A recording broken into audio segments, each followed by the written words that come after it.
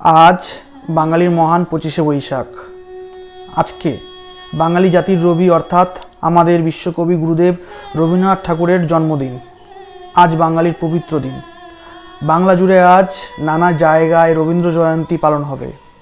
बांगालिरा आज निजेदेर पोशाके बांगालियाना फुटिये तुलबे, रवींद्र संगीत गाइबे, सबाई परिचय देबे बांगालियानार।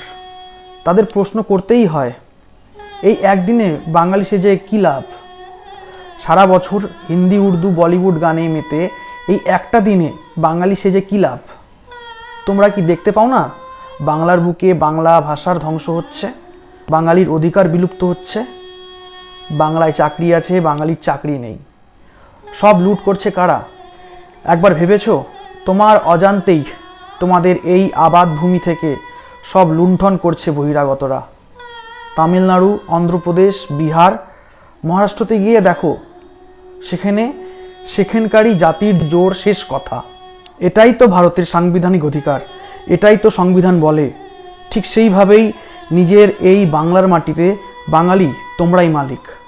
বাংলার পুঁজি, চাকরি, বাজার, ঠিকা, টেন্ডারে তোমাদেরই অধিকার আগে। বিষয়গুলো বোঝো, সমগ্র জাতিকে সচেতন করো। কত আর নিজ ঘরে বহিরাগত দ্বারা দাসত্বের শৃঙ্খলে বাধা পড়ে থাকবে? আমাদের এই কবিগুরুর বাঙালি জাতি সারা বছর বাঙালি হও। ওরা কিন্তু সারা বছর সব সময় ওদের জাতির ভাষার কথাই চিন্তা করে। তুমিও তাই করো বাঙালি। সাম্য চাই, সাম্য চাই, সাম্য চাই, সমান অধিকার চাই।